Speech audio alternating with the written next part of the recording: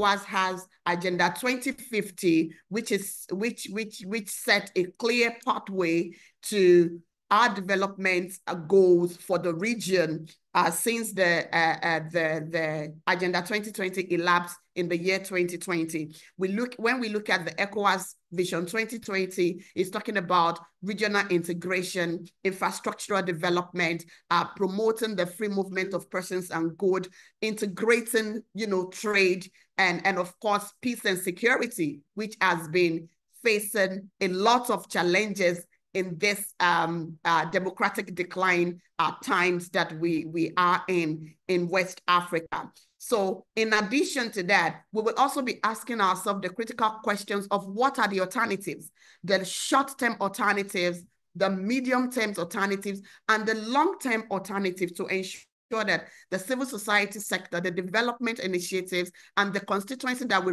represent, the work that we do, continue to exist in a sustainable manner. How do we begin to rethink our development financing in a more sustainable way? What about civil society sustainability? How do we reduce our donor dependency? And how do we begin to look at alternative resourcing for the work that we do? So these are some of the conversations we are going to be having, and to present diverse perspective to this conversation that is timely. At this point, we have 4 of our colleagues that have been in the field for more than 2 decades. And I'm just going to read out, their bios for us to see who we have in the room and the perspective they will be speaking from. So the first person we have, the first colleague that will be making intervention, but I think I'm just going to go over, the entire list of speakers that I have, is my very good friend and a senior comrade, Madi Jubate. Madi is a Gambian human rights activist and a governance expert. He is the executive director of Edward Francis Small Center for Rights and Justice in the Gambia. Previously, he served as the executive director of the Gambia NGO Association, Tango, and the national representative of the Westminster Foundation for Democracy, and a member of the Foundation for Legal Aid Research Empowerment. Madi is a passionate advocate for human rights, promoter of democracy, good governance, and social justice across the continent. Madi, thank you so much for joining us for this conversation. We also have with us this morning, Mr. Adama Coulibaly. Adama is a transformative leader, a champion of social justice, and a passionate advocate for decolonization. He is the current Global Programs Director at Oxfam International with a budget portfolio of over 600 million euros. Adama, this is important. And he covers operations across 56 countries. He is a member of the Executive Committee of IPC, High-Level Executive Committee, and the IACS Deputies Group, contributing to global security policies and human rights strategies. Prior to these, he was the country director for International Rescue Committee in the DRC, where he led emergency and development programs. Adama is an author, a blogger, and certified coach. He is committed to promoting equity and inspiring change through his writing and leadership. Adama, thank you so much for joining us for this conversation. My pleasure. We also have in the midst this morning, Ms. Anatu Ben Lawal. Anatu is the Executive Director of Social Innovation Africa. She's a specialist in water and sanitation, social innovation, and climate change. She has over 16 years of experience in development and social change work in the UK and Africa. She has managed many social innovation programs in the Sahel and has supported over 500 entrepreneurs across the continent to foster social enterprise incubators. In her current role, Anatu oversees the transformation of 22 non-for-profit into self-sufficient social enterprises. Her extensive experience as a leader in African entrepreneurship granted her significant influence with the Ministry of Trade in Ghana. She has supported fundraising efforts of many non-profits across the continent. Anatu, We are always happy to have you. Thank you so much for joining us. And the last but not the least speaker on the program today is Mr. Eddie Jawolo. Eddie is a Liberian civil society leader with over 20 years of professional experience in promoting governance, the rule of law, and youth empowerment. He serves as the executive director of NAMOT Partners for Development, for Democratic Development. In 2016, Eddie founded the Young Political Leadership School Africa to address the lack of leadership, poor governance, and the exclusion of youth from political processes across Africa. This unique program trains a new generation of responsible and socially conscious political leaders and has mentored several influential young politicians from West Africa. In 2017, Eddie launched the President's Meter in Liberia. It's a political accountability tool that tracks and evaluates the campaign promises of elected presidents. These are, Eddie, thank you so much for joining us. So these are the 4 speakers that we have on the program today, and they will be sharing their perspectives with us from where they sit and the position that they hold and what they see, that civil society should be doing. But for us to start, I would like us to hear from Eddie. Eddie, you're going to open the floor for us. You are a beneficiary or a partner of USAID. They've supported a lot of programs that you run. And I think one of the reasons why we're having this conversation is that we want civil society actors who are being impacted to really speak how much has been done to their work. What are the direct and indirect impact of these decisions of the United States government on the ground, on the work that you do? Eddie, can you share with us what the impact has been? You have the floor, just for 3 minutes. Thank you so much, and congratulations again for your achievement. Also from Liberia, Liberia have benefited from 3 successful elections and 20 years of peace because of the work of civil society.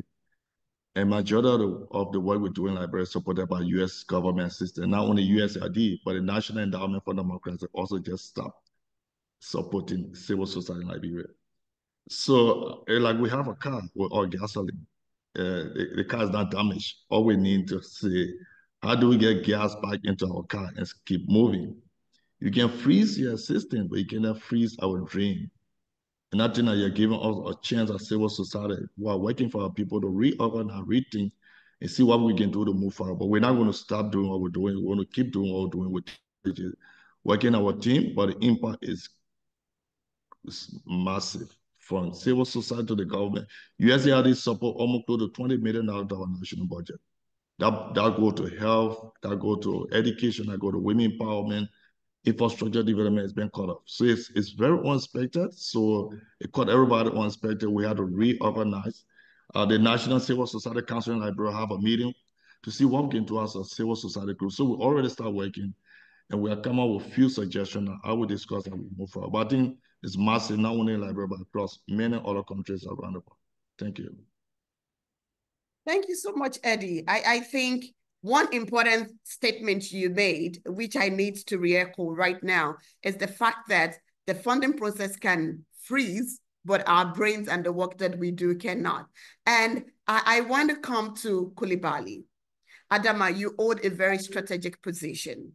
And I read through your bio, and when I saw the amount of money you oversee across 56 countries, and considering the amazing work of Oxfam, especially within the humanitarian field, what are you seeing on the ground? What does this mean for you, the portfolio you oversee, and the different countries, the work that you do? I think it's important that we hear in real terms, data, the fact of what is changing by this very singular decision. Let's start from there. What exactly is the current situation?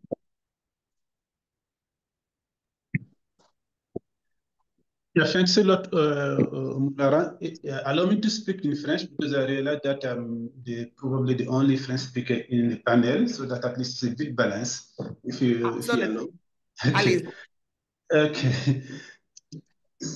And also allow me to quickly share screen. Je vais parler en français, étant le seul francophone dans le panel. D'accord.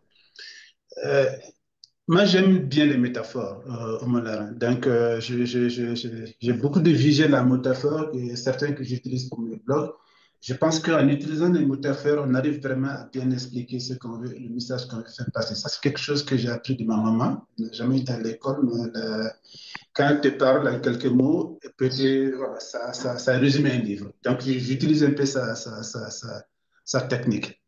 Je commence par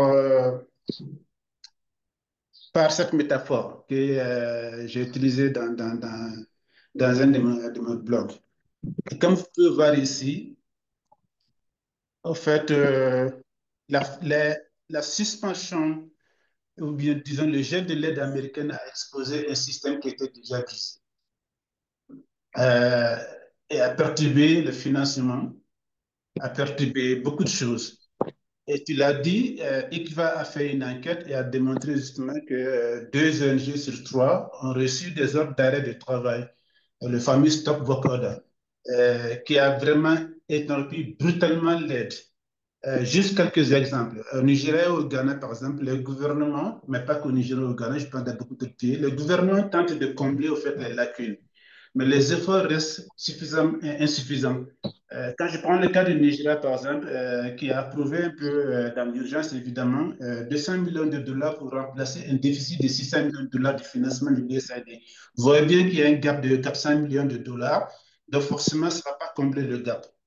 La question qui nous attend ici est donc très claire. Allons-nous tout simplement rafistoler un système qui est brisé ou redéfinir le développement lui-même? J'aurai plus d'occasion pour parler de ça. J'aime bien cette métaphore. C'est, en fait, ça parle du coût de la dépendance. Comme et le visuel ici démontre clairement que l'aide externe est souvent inadaptée. Et ce qu'il faut, c'est au fait quelque chose qui est bien enraciné localement. Euh, 8 ONG sur 10 dépendent de façon directe ou indirecte du financement de l'USAID. Et principalement, je parle des ONG nationales et locales, principalement via des ONG internationales et des gens des Nations Unies qui ont tendance à être des intermédiaires. Cela signifie évidemment que ces organisations de la société civile locale et nationale euh, sont souvent financièrement dépendantes d'intermédiaires comme nous, plutôt que de gérer directement les ressources. Comme un arbre, comme vous voyez dans la métaphore, qui est transplanté sur un sol aride, ce modèle de financement échoue forcément à pérenniser les organisations locales une fois que l'aide est coupée. C'est ce que nous voyons présentement. Un exemple en pratique, en Sierra Leone, par exemple, pas que, mais je prends l'exemple de la Sierra Leone, des cliniques de santé communautaires financées par des entreprises sociales locales ont mieux résisté que les programmes médicaux financés par des donateurs comme l'USAID, qui ont été parmi les premiers à fermer après le gel de l'aide. Et je pense que ça se passe un peu partout où il y a des financements innovants à travers les communautés qui n'ont pas été trop affectées, mais ceux qui dépendent de l'aide externe sont toujours affectés. La leçon à tirer ici pour nous, c'est que nous devons passer des modèles imposés par des bailleurs de fonds et des organisations externes à des initiatives autosoutenues et localement ancrées. Euh, Maintenant, je passe et je vais arrêter là parce que, pour pouvoir continuer après. L'effet. Les effets sont en cascade. Quand le sol s'effondre, il faut faire attention. Je pense que le gel de l'aide n'est pas seulement une crise financière, parce qu'on a tendance à le regarder sous, disons, la lentille de prisme de crise financière. Mais ça va au-delà. Je pense que c'est une catastrophe humanitaire humaine. Là encore, des données sont là, comme on l'a dit. 7 ONG sur 10 ont réduit ou fermé leurs services, y compris les traitements pour le VIH-Sida, la tuberculose et tant d'autres. Plus de 3250 orphelins ont perdu leur soutien scolaire dans certains pays, dans un seul camp, par exemple. La protection contre les violences de genre, ça augmentait subitement parce qu'en fait, il n'y a plus de mécanismes en place pour le soutenir. Un leader d'une ONG en Afrique de l'Ouest a dit, par exemple, nous prenons en charge la scolarité des orphelins, nous ne savons pas comment ils pourront retourner à l'école. Certains directeurs utilisent leur propre économie personnelle pour aider quelques enfants. Au Ghana, par exemple, des ONG ayant investi dans le financement local des dons communautaires, quand même, ont pu maintenir leurs services essentiels, comme je le disais tantôt, démontrant une fois de plus que la puissance de la mobilisation des ressources nationales est extrêmement importante. Donc, ce qu'il faut retenir, et j'arrête là avant de continuer plus tard, moi, je remarque maintenant que nous sommes tous en train de nous précipiter pour, au fait, sauver, entre griffes, notre maison, comme dans ici. Mais quand c'est le sol qui s'effrite, au fait, sauver ta maison ne sert à rien. Ce qu'il nous faut, c'est de venir ensemble en tant que secteur pour pouvoir, au fait, consolider ce sol qui est en train de s'effriter sous nos pieds. J'arrête là pour le moment et puis je pourrais continuer plus tard avec des solutions concrètes. Merci. Thank you so much, Adama. And I think we knew that the situation is quite dire. I read a report, personally, I read a report that says about 90% of the Liberian health sector is dependent on external support, and that is just Liberia. Perhaps if we go deeper into other countries, we would see how much of our core social programs, social services are highly dependent on external support. Last week, the government of Ghana released a memo quoting about $150 million, which have been supported by the US, and the president in that memo was asking the finance minister to augment, that amount. And the questions we were asking ourselves on the platform is, where is the government going to get $150 million, all of a sudden? And this is Ghana.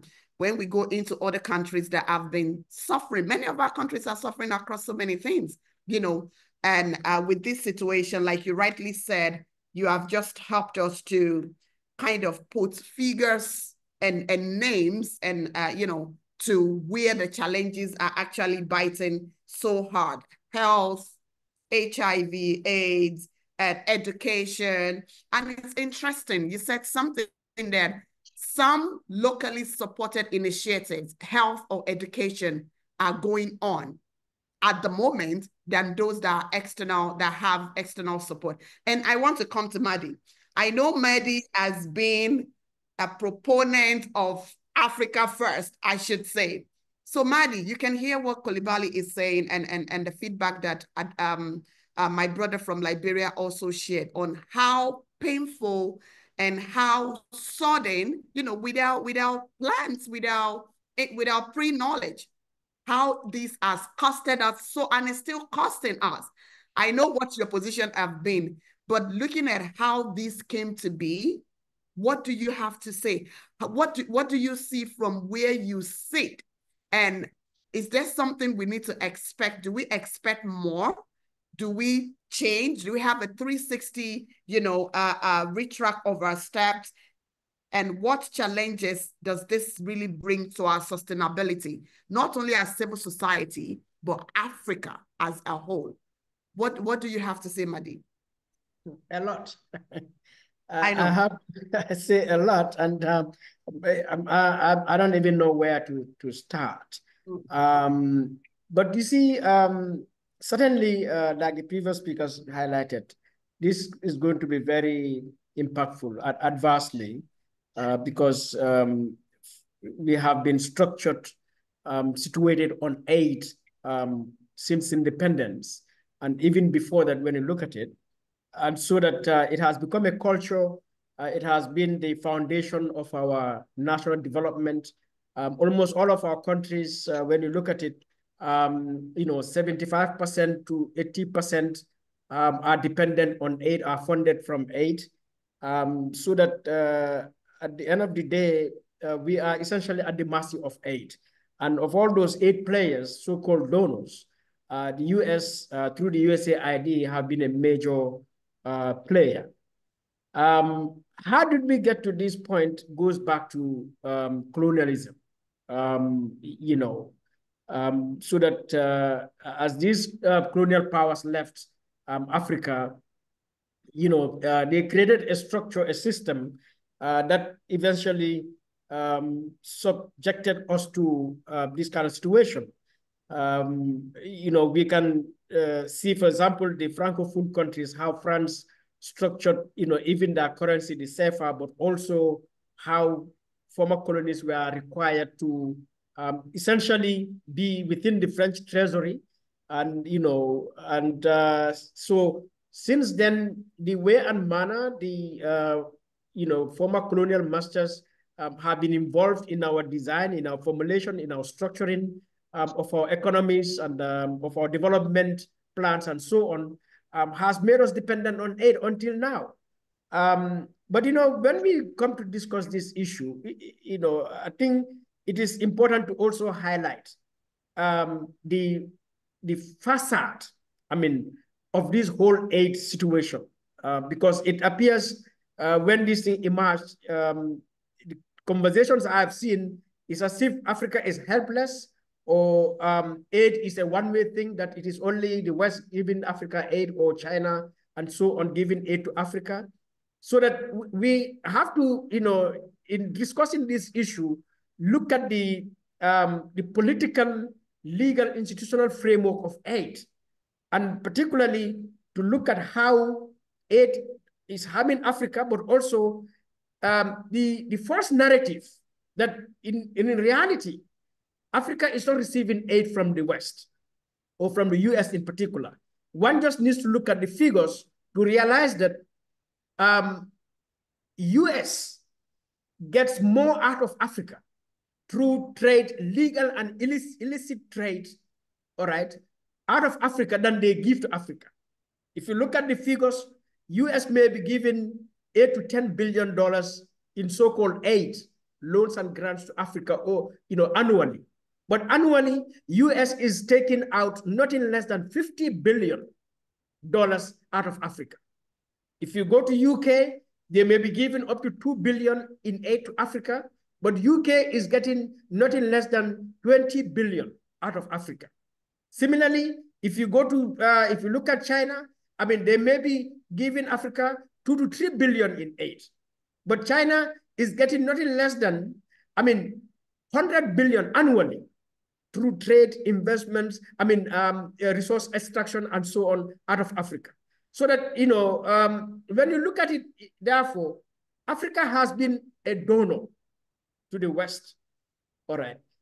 But for some reason, we have created a relationship in which that is not recorded, or that is not featured, but rather, and that is because also the corruption, the poor governance in Africa, and the proliferation of NGOs have created a narrative that appears as if Africa is weak, is not producing anything, and these countries are not getting anything out of Africa, so that Africa is kept as a helpless entity down there giving aid.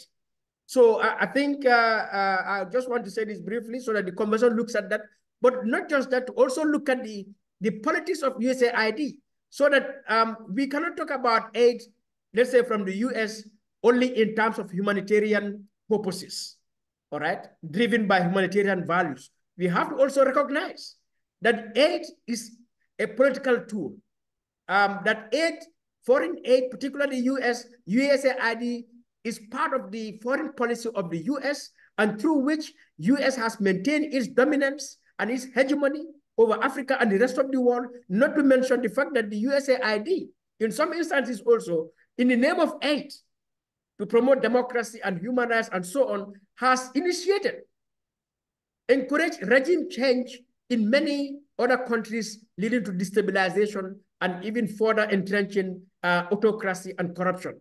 So I think as Africans, as civil society, when we come to this stage, I think we have to look at all the factors. So that for me, my final conclusion is to say what Trump has done. By the way, I consider Trump to be a white supremacist, a fascist, and an imperialist. it's a wake-up call for us Africans, and above all, I consider it a blessing because this conversation now, we need to speak to each other face to face with hard facts that the way the civil society is situated is operating is, the direction of the civil society has to change in the way it operates in Africa, in the way it relates, with our individual governments, with the African Union, with the regional blocs, all right? Because the situation that in which we are is utterly untenable, is unjustified, and it only covers corruption and misgovernance in Africa, which is why aid is so prominent in our lives. Thank you.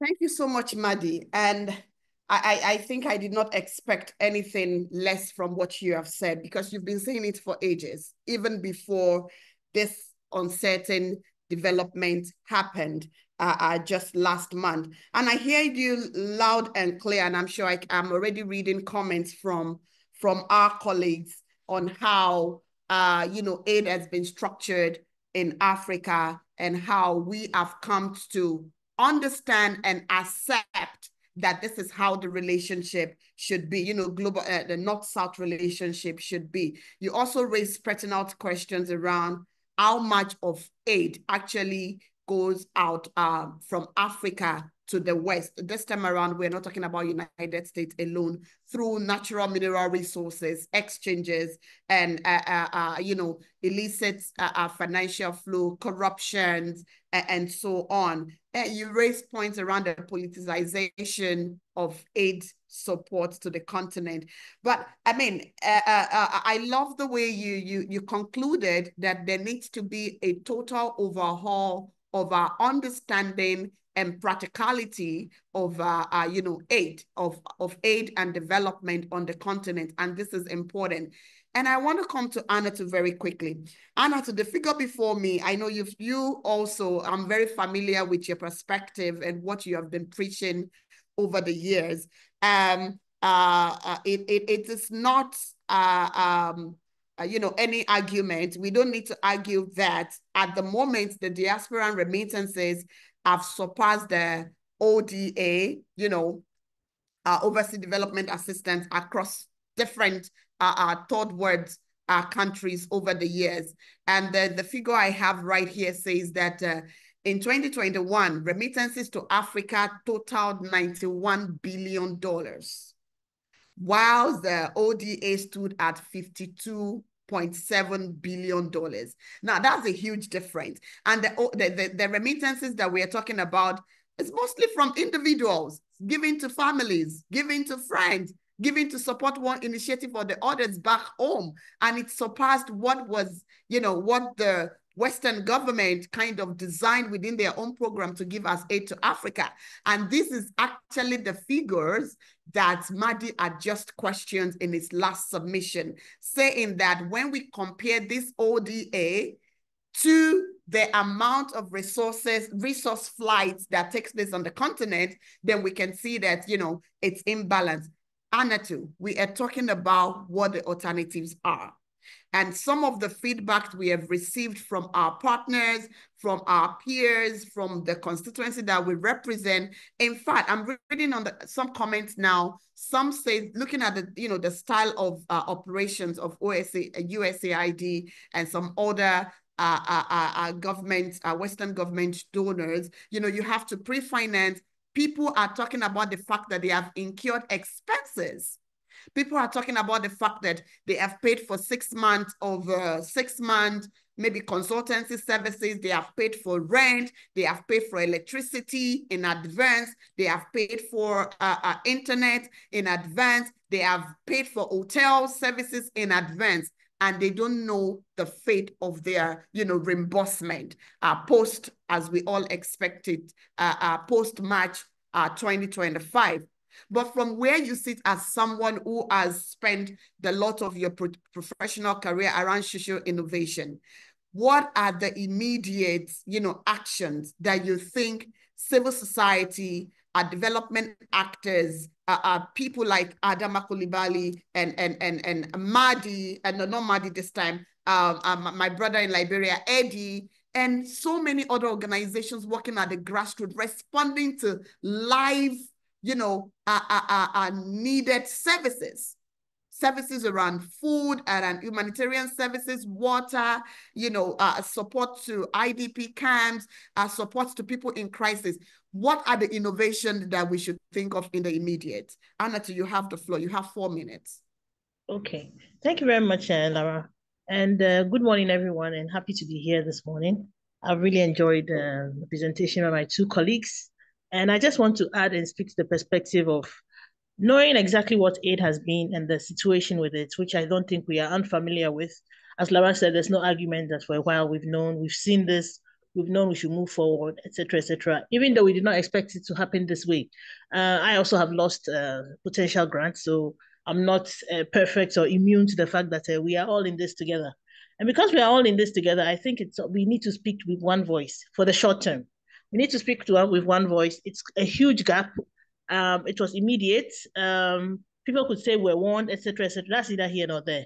The reality is that we have to go back with a response, I feel. I feel this is a time that we should gather together, speak with one voice, the same way we have come together, and propose an alternative and negotiate something, knowing that at the end of that period or whatever we negotiate, there is going to be an exit so that we can work towards the medium-term goal, which I believe the medium-term goal should be, we really need to look at a new ecosystem. My brother mentioned the fact that since colonialism, we're left a system.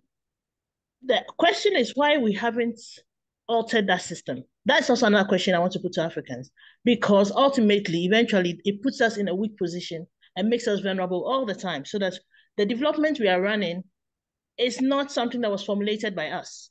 Never have Africans come together to put together a plan that they are going to finance and take their own decisions, kind of like how the European Union have done. So eventually we're going to get there, whether it happened now or yesterday or in 20 years. It was inevitable that that day was going to come. So in a positive way, it has come. And I think we can rise to the challenge. We are courageous people. We are amazing. We know that we have minerals. We know that we have every good thing on the continent of Africa, and we know that we can make a difference. It is sad. It is painful. I'm not saying it's easy, but I believe that everybody at some point got to this stage and they rose out of it. We can look at the history of various countries and people who did this. So I think it's time to really critically look at a new form of ecosystem, an ecosystem that looks at the alternatives, looks at social entrepreneurship, looks at value addition in our countries, look at how we manage our natural resources. And I actually believe that for the short term as well, we need to advocate to have a desk set up. I've always said that if wealth and self-reliance is our problem, how come that's not a priority for government? We need to have a ministry or an office or a desk that is actively ensuring that we are getting out of aid. And that office or desk should be reporting to us. It should be a #1 priority. We've just put together, for Ghana, we put a Sahelian desk, those things are priority. But the first one is always the issue of poverty, because we do these budgets and it's never enough. And we know what happens today, there's funding, tomorrow there's no funding. So you can't even plan properly. So I think alongside the response we are giving, alongside what Maddie talked about, and looking at all those things, is how we're going to generate our own wealth. How are we going to create this? And I think that's an exciting opportunity. And I think that a lot of people are already doing it, but it's not in a structured way. So how do we come together to drive an agenda? We don't have to call it social enterprise. We can call it whatever, looking at what our needs are. And it could include trade, it could include value addition, it could include, there's always going to be some form of financing and multilateral, something that is fair. Aid can never go away. Every country needs support. Every country takes loan. But we don't want to do it in a way where we are always vulnerable and where we come without having a voice. We want to come from a position of strength. So we need to sit down, map out what is possible, get some experts, put something together, and that becomes the African way. And that becomes the new ecosystem. And then we get private sector involved and we see how we're going to do it. We can do it. I have absolute faith that we can do it. So that is what is key, because this should have happened a while ago. Well, we are still trying to navigate this aid thing. We knew it won't go overnight. We still have needs, but we should have been building this ecosystem slowly. And I know WACC has done a lot of work. We've had a lot of discussions. These things have been a pressing issue, the issue of sustainability. And I know it's not only WACC. Many of you, Oxfam, commission reports, etc., etc. Let us bring that collective work that we've all done together, find out what can happen in the future or in the long term, so that while we negotiate, while we set up this desk, while we actively move towards decolonization and weaning off of this aid system as we have it currently, we are also working towards making sure that in a few years, we also have these setups.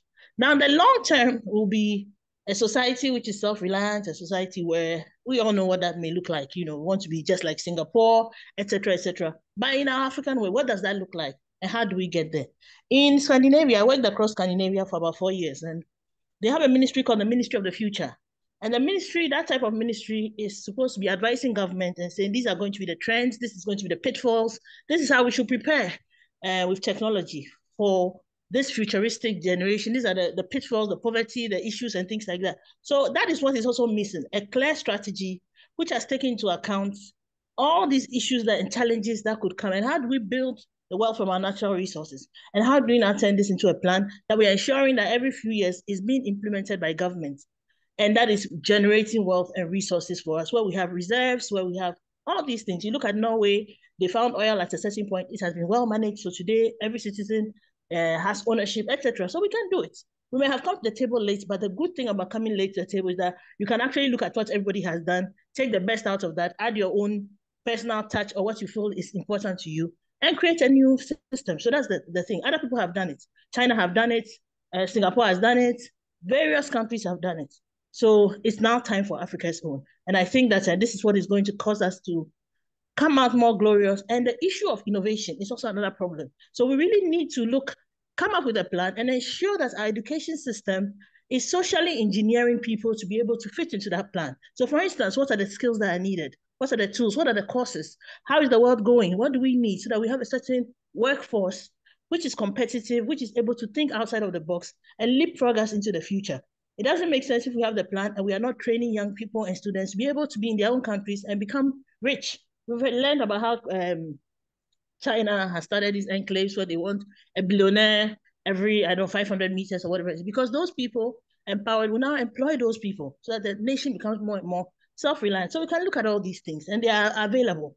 Innovation is not a big deal. I think that Africa has really, really not untapped any of its things. We have research, we have our indigenous herbs, our plants. We have so many things that we can do. We don't build our own brands. We are 1.4 billion people. We haven't even talked about those in the diaspora. Then there's the issue of African philanthropy. So whatever anybody says, philanthropy is always going to be part of us. We all know, whether you are religious or not, that philanthropy is part of, whether you're a Muslim, you're a Christian, you're a traditionalist, philanthropy is part of a society where you always have vulnerable and poor people. So how do we ensure that all of this is being featured? And how do we build African philanthropy? And we cannot build African philanthropy without also investing in certain type of entrepreneurs who will now become the millionaires, the high net worth individuals of tomorrow. So these things, they go hand in hand. We want to have African philanthropy, but we are not going out of our way to build our youth to become those kind of people. So these are things that we need to talk and converse with government, which I expect this desk stroke ministry to be looking at, so that we are making sure that the poor and the vulnerable and the needy, the aged, etc., social safety nets and things like that exist. I'm not one of those people who believe that, we should all go and be business people. No, that is not realistic. No nation is like that. But we can at least go ahead. And if we look at some of the philanthropy that exists today, Ford Foundation, the endowments, and etc., they started from somewhere. Today, they have billions in endowments, they have billions in support. And so we can do it. We may be a little bit late, but they say he who comes last always wins. So I want to encourage us this morning that this is a time to look at alternatives, and social enterprise should be included. But there are also other impact investing, all of that, bring that together and create our own African way forward.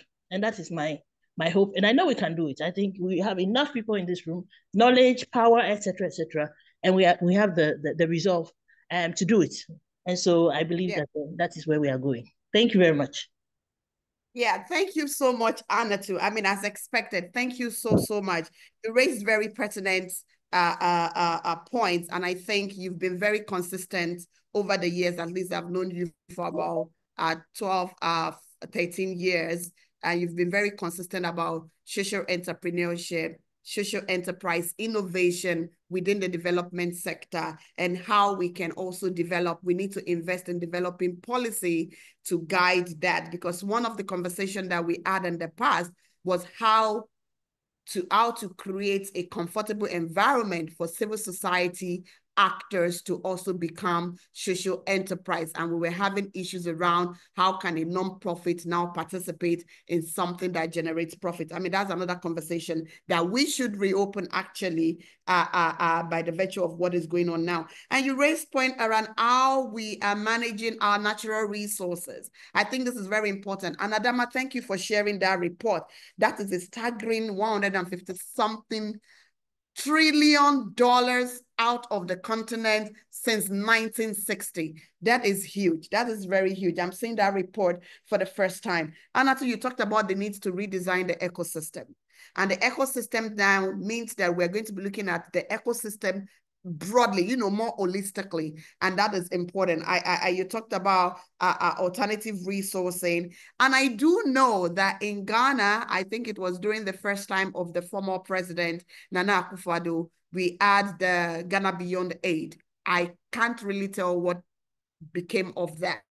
I think that's something that we need to have a second look at. And you talked about also the philanthropic side of things, you know, investing in philanthropy, building a philanthropic culture and a philanthropy system is very important. Sustainability, entrepreneurship, and of course, redesigning our educational system to be socially engineering, you know, people that have the right skill set to contribute into wealth generation. I think all these are important. May I encourage colleagues on the call to drop their questions in the chat? I see a few comments more than questions. And if you have questions to any of the speakers, please kindly drop it in the chat. If you haven't introduced yourself yet, please introduce yourself in the chat, your name, your organization, your designation, and your email. We can reach you with some other information that we have on this matter or other piece of work that we are doing here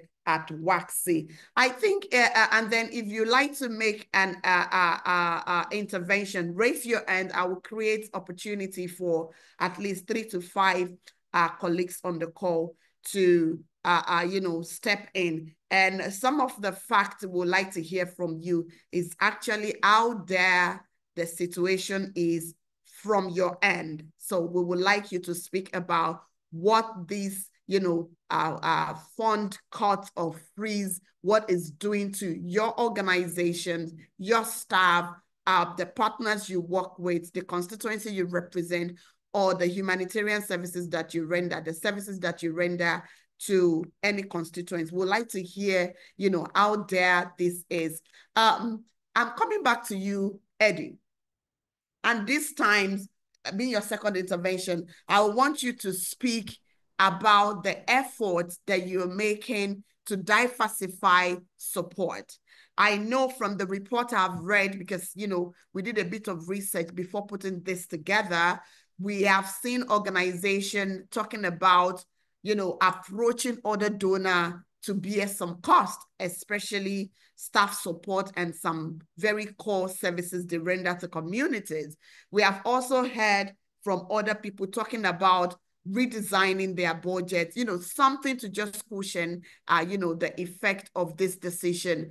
And in Liberia, like I said, the last report I read talked about how heavy this support has been in the health sector. And that also means that people may begin to seek alternative health services.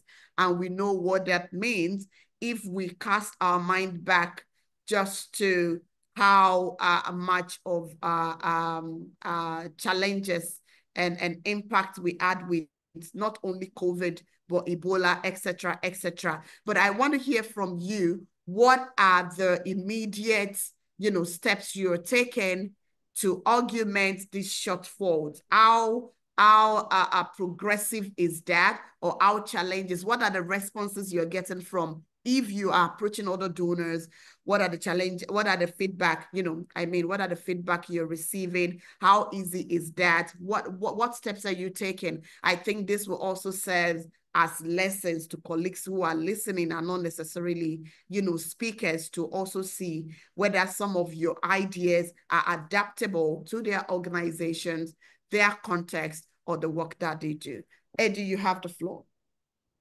Thank you very much. So, luckily last year, we started working on our fundraising strategy. And we know we were coming, but we already have a fundraising strategy that we're working with. We are also writing partners, like we have a program coming, and we need a budget for technical support. We immediately wrote to UNDP, and UNDP, with the concert note, they agreed to partner with us on our activities. We'll be having a meeting with them on Monday. We also wrote the Swedish and the Irish embassy in Liberia. They already know and we are having some discussion ongoing. Currently, in rural Liberia, are having a training, and the Irish and the Swedish embassy are already here. So we're trying to sell the brand. We're trying to make sure that our project is something that anybody can buy. And we have been successful in our Young Political Leadership School, Africa. We work with the University of Liberia. We already have a memorandum of understanding where we're going to start offering a political leadership course for young people, what they will pay for. And that was one of our strategy for fundraising. I was on the radio recently when we released a performance report to the president, and I said, we all the money, and people are like, we can contribute to that because in the interest of the Liberian people. So Liberians who are seeing the importance of our project are also willing to support it. And we in contact with different networks. Like I said, the National Civil Society Council met and have a conversation just yesterday. Plan International signed a contract, almost $18 million with 4 civil society groups. So gradually, people are not shying away from thinking about USAID and finding other opportunities available through different structure. And like I said, I will work hard across many areas and suppose democracy and consolidation, peace building, and people want to make sure Liberia is still peaceful. And the way we do as civil society have made impact that most of the embassies in Liberia are seeing us as partners. The only issue, the only challenge is that most of the projects are restricted project. It's restricted to staff, to training, and now we need to go to unrestricted funding that can help our institutions. And that's something we're going to worry about. Luckily, with the fundraising plan, and we'll come in this year, we'll be doing our strategic plan. It will help all the position ourselves. And so let's forget about the USID, but what can we do as individuals? Currently, we are recruiting for the Young Political Leadership School Cohort 12. We ask every participant just for registration, they pay $5. So that's also giving us some support. We're trying to build more local capacity for facilitators. So we're not always need to bring international facilitators that is very expensive. And our program is built around young people, so they are very passionate about what they're doing. We are all having a conversation about what we do because they don't want the program to go down. They want to make sure the program stays. So as an institution, we plan a meeting on Monday to have a reflection. What do we do as an institution? We already know there are staff we're losing. Almost like 60% of staff are currently on project. But we have a solar system that we can sell electricity to get some money. So as an institution, we're willing. Certain area we had to cut budget to support other stuff. Just to make sure that we keep the team together and put more time to how do we generate money? How do we rally our people across the country? How do we keep our institution and our work very, very to our partners? And I also agree that we need to regional collaboration, networking, fundraising strategy, reaching out to foundation. I think those are things we need to start working on. In Liberia, they have this company, what they call the social corporate responsibility, but it basically goes to just politicians. We need to figure out how do we benefit from cell phone company, from other companies who say, look, we're working for the community. How do you support some of our projects? Some of the work we're doing with local government, we are now partnering with the Ministry of Internal Affairs and Finance to share costs. If we are bringing participants and we have to lodge them, can you pay for meal? Can you pay for hall? And we're going over like 60% in our negotiation. So we're like trying to share costs to see that we can keep on doing what we're doing. And like most of the colleagues said, as civil society, we think very fast outside the box. It's just that this caught up of unexpectedly, but we are so fast. And I think it's the opportunity for us to also think outside the box. We know our plan B. We were just moving and nothing will happen. But now that this happened, it gave us a lesson. Look, if you're going to get grant for $1 million, we need to make sure we have unrestricted fund that can go somewhere that like we can keep this for just when things get tough. So I mean, it's tough in Liberia. Even the ECC, the Election Coordinating Committee, it was fully supported by the USAID. It's terminated. We are going to buy election a few months from now. There's going to be no international. There's going to be no domestic observer. We are reaching out to ECOWAS. What can ECOWAS do in our range to come in? So we are reaching out to regional partners to see where it looks like. But I'm sure that, like I said before, this is not going to cut down our dreams. They're not going to stop us from working. They're just going to help us to think for the future, that we wouldn't just sit and wait, and we'll keep doing what we can do and be innovative and creative to make sure that we can keep the quality of our work so that USAID can feel that when we don't support, oh, I think we should challenge ourselves to say we can make it with all USAID. This is about work, this is about passion, this is about dream, and this is what we want to do for our country. Thank you so much, Eddie. Thank you, thank you, thank you. And I want to congratulate you and your team at NAMOT Liberia for thinking and acting on all of these various, alternatives that you've mentioned within a very short period of time. And I think it was Madi that mentioned, or maybe it was Anna too, that until something like this happens, we're probably never going to think outside the box. And for all you mentioned, you talked about fundraising strategy, speaking with other donors, unrestricted funding, also, engaging the people that benefit from the work that you do to make some form of contributions, no matter how little. And I think for me is a way of re-engineering their commitment to what they get from the program, and also, putting their money, no matter how little, into what they get. You talked about collaboration with local institutions, and I think it resonates quite well with Adama talked about, that some of the locally built and locally supported centers, health or education, are running at their very own level without a pause or a stop, or running helter-skelter or under any threat. And I think you just resonate. And I'm very happy that we took that decision to collaborate with the University of Liberia in running our youth leadership program at NAMOT. I love that. I love that point very much. And I think you raised a few, you mentioned something around corporate social responsibility, but I did not hear how we are tapping into the power and the wealth of the private sector holistically as an institution and in Liberia. And I will bring that questions to Anna too, because I'm sure in our social innovation work, there's been a lot of interaction with the thinking, ideas, and development agenda or approach of the private sector. And I think most importantly is the innovation for me. I think we can talk more about innovation. I want to come to you, Adama. I mean, as when you were speaking the last time, and when I read your profile before even coming onto this program, I can't imagine what you as a person are going through, and especially considering the position that you hold and the people, the different layers of people you are responsible to. Now, the question that I just threw at Eddie, I want to throw it at you.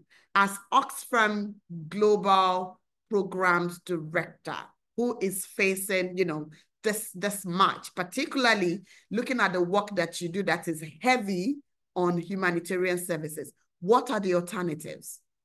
I believe the alternatives you're going to share with us would also, engineer some new thoughts in other INGOs that are on this call. I can see a couple of colleagues from the INGO community, and also bigger, national organizations that have branches maybe across the region or even in their countries. What are those alternatives that you're thinking of, or that you have started acting on, to not stop completely your humanitarian services, because this is quite important? What are the alternatives and how do we go about it? Adama, you have the floor. Non, merci beaucoup. Je pense que ça, c'est la partie la plus intéressante. Je vais très rapidement mentionner quelque chose que Madi a dit, et c'est pour ça que j'ai mis le lien de l'article. 152 trillions de dollars, c'est ce qui a été retiré de nos pays depuis l'indépendance. Et ça, c'est 152 avec plusieurs zéros. Ce n'est pas avec 3 zéros, ce n'est pas avec 6 zéros, ce n'est pas avec 9 zéros, c'est avec 12 zéros. Donc, imaginez. Mais pour mettre ça dans un contexte, c'est l'économie combinée des plus grandes deux économies du monde, la Chine et les États-Unis, qui ont une économie combinée de 50 trillions de dollars. Donc, c'est tous les trois fois ça qui ont été soustraits au fait des pays du Sud global depuis l'indépendance dans les années 60. C'est pour cela qu'il dit que ce n'est pas l'aide. Effectivement, ce n'est pas l'aide, c'est une réparation. Et je pense que c'est ça qu'on doit commencer à voir. Nous, à Oxfam, nous ne recevons pas l'argent de l'USAID, sauf sous des rares circonstances, quand c'est l'urgence, et ça, c'est limité souvent à 5% du budget d'un pays. Donc, on peut dire que directement, on n'est pas trop affecté, mais indirectement, tout le monde est affecté, parce que si un bailleur de fonds qui contribue à 42% du financement du secteur du développement de l'humanitaire donne un ordre d'arrêt de financement, c'est tout le secteur qui est affecté. Maintenant, qu'est-ce qu'on peut faire? Moi, j'ai quelques idées. Certains ont besoin d'être testés. Je pense que d'autres sont déjà testés. Je vais commencer d'abord par ce que j'appellerais, disons, le changement de perspective. Je pense qu'il est important que nous portions des lunettes différentes. Beaucoup d'ONG internationales, beaucoup de mes collègues avec lesquels je discute perçoivent évidemment ce gel comme étant une crise financière. Mais les communautés qui sont affectées, ils ne le voient pas comme une crise financière. Pour ces communautés, c'est une nouvelle trahison. Ce qu'elles voient, c'est que des acquis en matière de développement, de redevabilité, de coordination, d'efficacité, la liste est longue, pendant des décennies, sont juste en train d'être perdus. Et ces communautés sont laissées pour compte. Pour eux, ce n'est pas une crise financière, c'est une trahison. Et je pense que l'arrêt des financements a créé, malheureusement, une atmosphère de méfiance et de déception, laissant malheureusement ces communautés abandonnées, disons, en plein milieu. C'est comme si, en fait, on les abandonnait, l'avion en l'air, en plein milieu de vol. C'est ce qui s'est passé. Et je pense que la leçon ici, c'est que la solution n'est pas forcément de trouver un autre donateur ou de remplacer l'USAID, parce que je vois ça dans les commentaires, mais de réformer la manière dont les décisions et les ressources sont gérées. C'est ce qui fait que j'ai commencé par ces 152 trillions de dollars qui ont été retirés de nos pays. Si ça s'est géré différemment, on ne va pas être dans cette situation aujourd'hui. Donc, il faut que nous changeons de lunettes pour voir l'avenir plus optimiste et non voir l'avenir noir dans le pessimisme. Parce que le monde autour de nous est façonné de la façon dont nous décidons de le façonner. Ça, c'est la première des choses que je voulais dire. Ce qui m'amène à des solutions concrètes. Je pense que nous devons changer de modèle, passer au fait des modèles de ce que j'appelle scarcity and competition, donc de rareté et de compétition, à un modèle d'abondance et de collaboration. Et là, nous pouvons en fait apprendre beaucoup des abeilles et à la force collective des abeilles, que j'appelle le pouvoir de la ruche. Et il y a des exemples, par exemple, comme le réseau MIEN, qui est une coalition d'organisations de la société civile locale en Afrique et en Asie, qui négocie directement avec les bailleurs de fonds pour réduire la dépendance aux ONG internationales. Parce que cette intermédiation, il faut le dire, voilà, ralentit les choses, diminuer les ressources. Donc ça, c'est une initiative qui existe. Et je pense que de plus en plus, les ONG sont aussi dans cette dynamique et recherchent maintenant à travailler avec les collaborateurs au niveau national pour avoir en fait, des financements alternatifs via des fonds communs humanitaires, via le secteur privé et partenariat avec d'autres organisations, mais via aussi la philanthropie locale. Donc pour moi, nous devons vraiment redéfinir le rôle des ONG internationales comme Oxfam en passant des gestionnaires de fonds d'intermédiaires à catalyseurs du renforcement local. Euh, L'autre chose que je voudrais aussi dire, c'est commencer à se poser la question de où est-ce que nous avons chuté? Parce que nous avons trébuché plutôt. Parce que très souvent, là où on est tombé. On a tendance à accuser là où on est tombé. Mais au fait, c'est pas là-bas que le problème a commencé. Je pense que le secteur trébuchait depuis longtemps. Où est-ce que nous avons trébuché?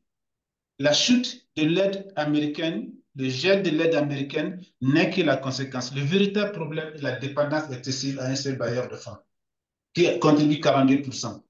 Je pense que les réseaux de philanthropie en Afrique, il y a plein d'exemples, mais je vais citer le Kenya ou l'Afrique du Sud, par exemple, qui ont développé en fait, des mouvements de donation domestique et de mobilisation de ressources domestiques, réduisant ainsi leur dépendance à l'aide étrangère. Il y en a plein d'exemples.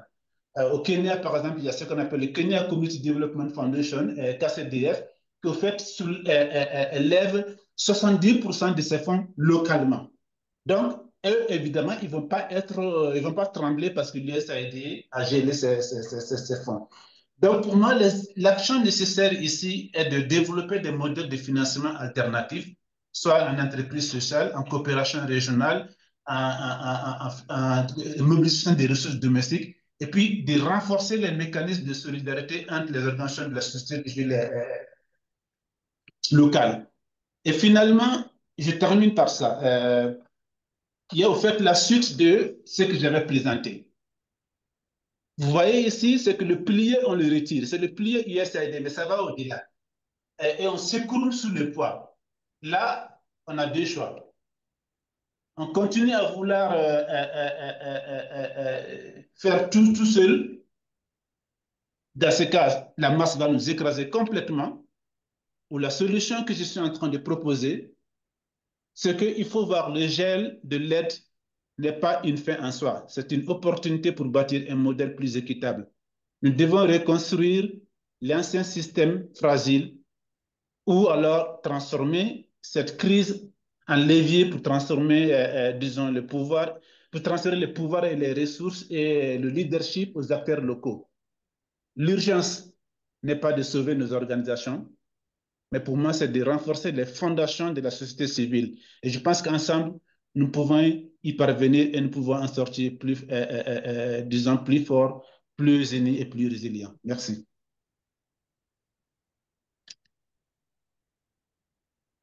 Thank you so much, Adama. And I think I'm happy to hear that Oxfam the impact of this development on Oxfam is quite minimal. I dare say is similar to that of WACPODIS, but we cannot say the same for our partners across the region. And you raised a very important point as well. I think your point, that of Eddie and Maddie, and especially Anna, to resonate pretty much on the need to change our perspectives. And I think it's first a shift in mind before we begin to act. Everything needs to be conceived and, in our mind, conceptualized in our mind, and then we begin to act on the change model that you talked about. You also raised the point around alternative funding method, regional cooperation, and even though we don't have much time, but I think it is important for us to reopen conversation on how far we have done, or how far we have gone, and how far we have utilized the opportunities that AfCTFA present to us as Africa in terms of fostering continental trade and integration between and among ourselves. You agree with me that over the years, we have seen a lot of Africa-China trade meeting, America-Africa trade meeting. I mean, everybody want to do something with Africa, but Africa, you never hear Ghana, Nigeria trade meeting and all those things. And these are the important actions that we need to take if we must foster prosperity between and among ourselves. And this is important. I quite appreciate your point around changing perspective, and it has to start with us. And very quickly, before I invite the next speaker, I have interesting comments from some of our colleagues who have joined this conversation. And this is really interesting. I think this comes from Joseph Jimmy Sankatwa. I beg your pardon if I miss the last name. Joseph Jimmy, who is the director of IRI in Sierra Leone. He said, this is not the first time we are witnessing aid pause. I mean, some countries have had aid pause due to disalignment of policy, I should say. And I mean, at a point, Libya had aid cuts under Muammar Gaddafi, and some other countries have also experienced that. And he also said that, of course, no country has collapsed due to aid freeze. And it means that Africa, no matter the impact of this current freeze on us, on our development initiative and intervention, we will survive it. But what is important also is for us to compare what is going out to what is coming in. And I think Adama and Madi raised that point beautifully well. In addition to that, he raised the fact that, and I was coming to it, but I'm glad you raised it, Joseph. From the report that I went through with my colleagues, and I'm sure some of you, I can see a lot of colleagues sharing links to different reports that has been produced since this sudden change happened about a month ago. Africa is not the most affected by this decision. In fact, the Americans are. If you look at the data, we're talking about from the American farmer to furniture makers, to airlines, to hotels, to other businesses who benefit from development initiative that we kind of implement on the ground. And I think it was a couple of days ago, myself and my colleagues in the process of conceptualizing this conversation, we realized that in the northern part of Ghana, for example, which may not be different from what is obtainable in other countries, Senegal, we have the workshop cities, NGO workshop cities and town. They are feeling it the most because workshops are not happening. Tickets are not being purchased. Nobody's traveling anywhere, and the hotels are not being, they are not occupied. They are not getting, reservations and all of that. So I think it's the impact is high, even on the Americans. And coming to the point that you raised, Adama, and I think the last contribution you will make, I will want you to come from the decolonization perspective. When we look at the amount or the percentage of grants that goes to American agencies, intermediary agencies themselves in the course of disseminating this aid or disbursing this aid is huge. So I think it goes both ways. What we get on the continent, the fact that it's being cut, yes, is affecting us, but so many intermediaries. I mean, I saw a list. I don't know, John, if you have that list, you can share it at this point with colleagues on the call. I saw a list of the projects that has been canceled. And when I looked through those lists, only 3 of them reached Africa. And the majority of them are to consultancies, So, I mean, these are conversations that we should look at. And I think it went further to say it is time for civil society to begin to pressure African government to also freeze natural resource flight from the continent. And that is why I will come to Madi this time. Madi, I know your position, but I think it's going to be good for you to represent it. I've known Madi, I've worked with Madi for more than 15 years.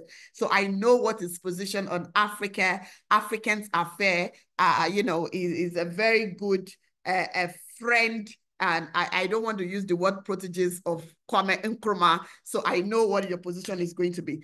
But Madi, at this point, there are a lot of conversations that this decision is unhealthy across the continent. People are beginning to talk about illicit financial flows. People are beginning to talk about the impact of corruption, because when natural resources are exchanged, there's a lot of money that, pass through the hands in that process. People are also beginning to talk about accountable governance. How can civil society be relying on the same source as our government to finance our own development? People are beginning to talk about that.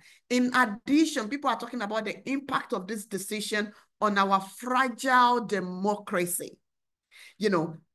I mean, this is debatable. I remember, I think it was a couple of hours ago, I was having this conversation with my executive director, and she was raising that India is actually one of the oldest democracy, but we cannot underplay the role that the United States of America has played in projecting and promoting democratic principles. And not only in principle, but also in their resources, where the resources goes, you know, the cost of diversity, of inclusion, open government partnership, open budget, open civic space. All of these have been driven for the longest of time by American agenda. Right. Now, we have a fragile democracy at this time, especially in West Africa, where four of our countries are currently under military rules, and we have, we have leaders who have penchant to retain themselves in power, including the latest report I read about Adama Barrow of the Gambia. And we have Ouattara in Cote d'Ivoire, and we have Fure Eyadema in Togo, and the list goes on. These cuts in financing, this cut in aid, which we have used to advocate for human rights, open civic space, open budget partnerships, and all of that. What exactly does it mean to our fragile democracy and security as a continent, but of course, as West Africa? In addition to that, I would also like you to comment on the kind of conversations or actions we should be taking or having as civil society around corruption or anti-corruption, around illicit financial flow, around organized crimes. What are the intersectionalities of all of this and this aid? Madi, you have the floor. Thank you. Loaded, but it appears as if I had prepared myself for that. So I will share for this conversation about 4 or 5 slides as I deal with these issues, if you don't mind. Yeah. I don't know whether folks are seeing my slides. Yes, we can see. Okay. So for the purpose of this conversation, I just start to gather from different sources some data and what donors make out of Africa. So that, as I was saying earlier, you can see China, the amount of money they make out of Africa per annum, and Europe, that is EU, over 100 million or billion annually from Africa. The US 30 to 50 billion they make out of Africa, and the UK 20 to 30 billion that they make out of Africa. If you come to what they give, you can see the pittance. UK 1.5 billion, at most 2 billion is what they give to Africa. China gives 2 to 3 billion dollars, the US 8 to 10 billion, and the EU 3 to 4 billion euros, or almost $5 billion, $4.5 billion. So that you can see the vast difference that actually aid is business in one sense. So it's business for these people. I'll come to the political aspect of aid as we move on. Now, if you look at illicit financial flows, I see, I think globally shared, some figures from 1960 to date, and there are other figures as well. But then, these are also more recent figures looking at things in shorter periods. The global financial integrity, noting that Africa loses up to 50 to 80 billion annually through illicit financial flows. All right. And what are these financial flows? It speaks to the question that you raised. I mean, what accounts for them?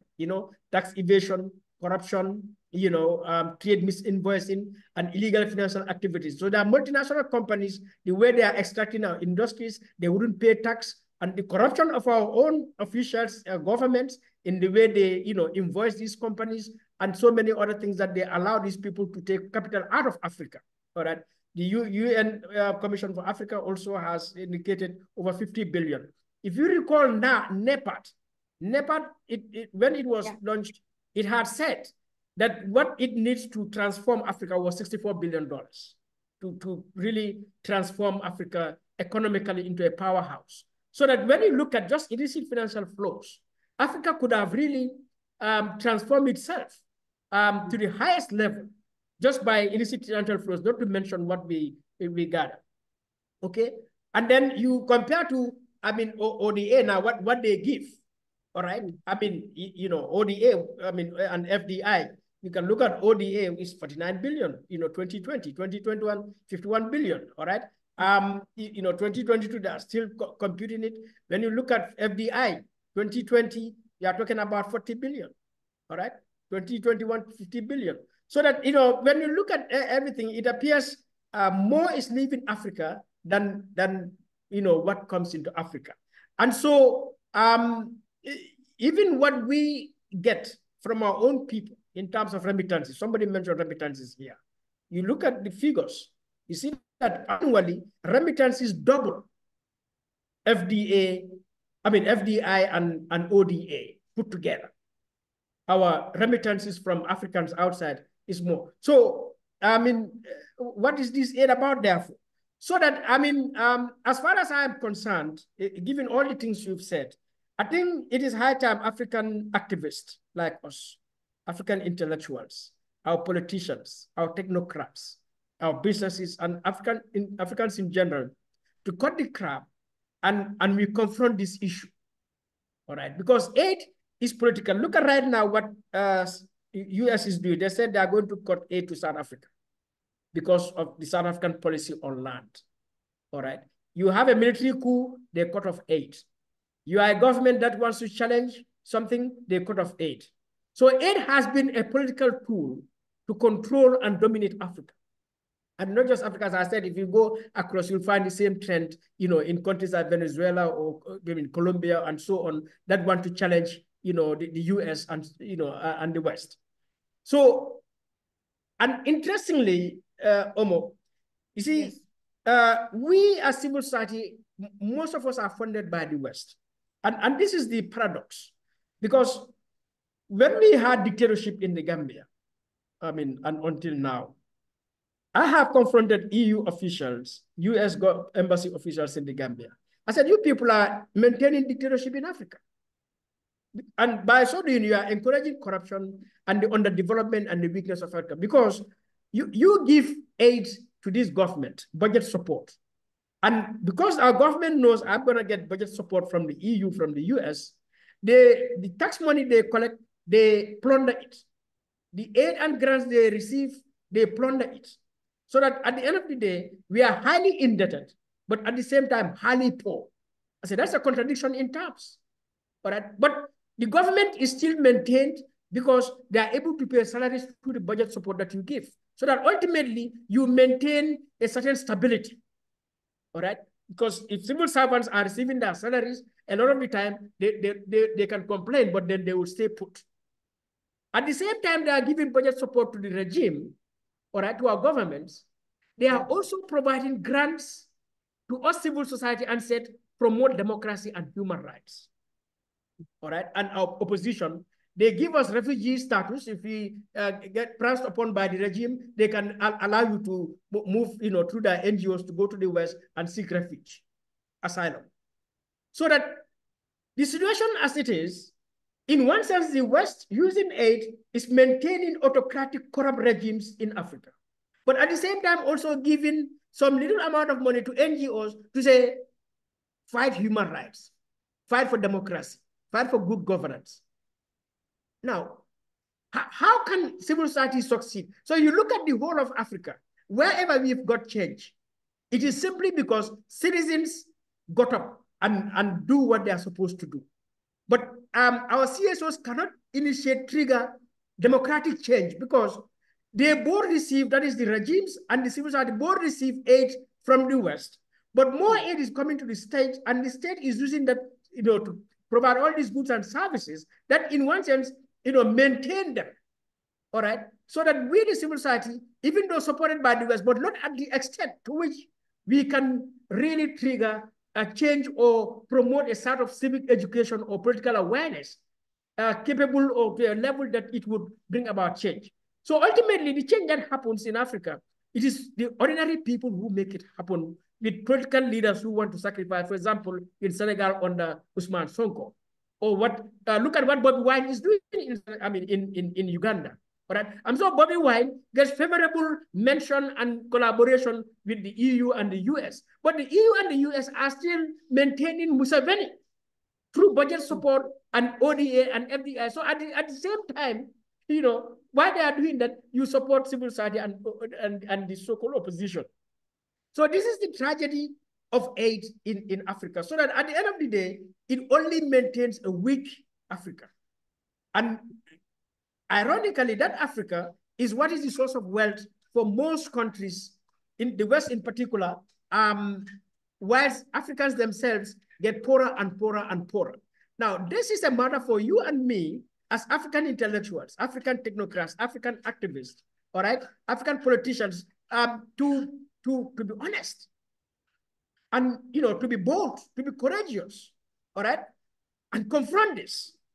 So for me, given all of this, you know, because aid does not only maintain the weakness of Africa, by so doing, it also maintains corruption. If you are in the Gambia right now, you will see multiple government projects funded by IMF, World Bank, USAID, EU, and so on, in agriculture, in health, in education, everywhere.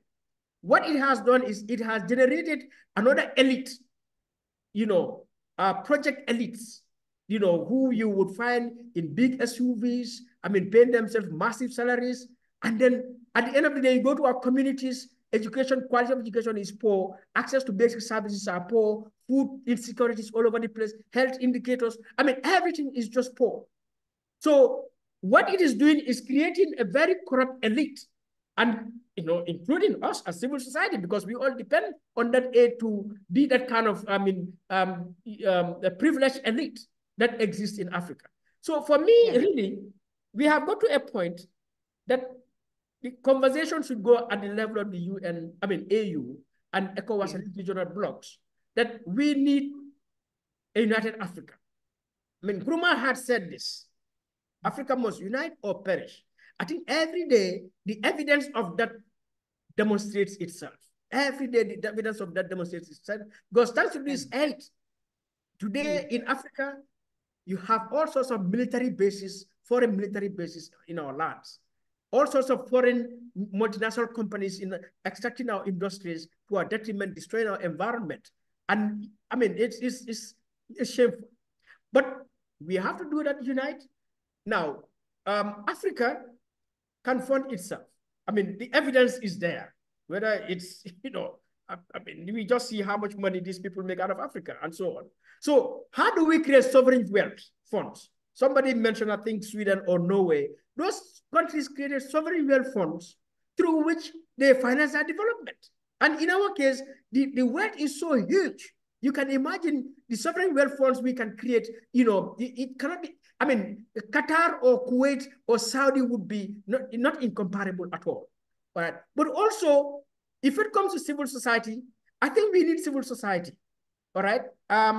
You know, to generate development, to expand development, to, you know, serve the people. We cannot just leave that to government alone and the private sector.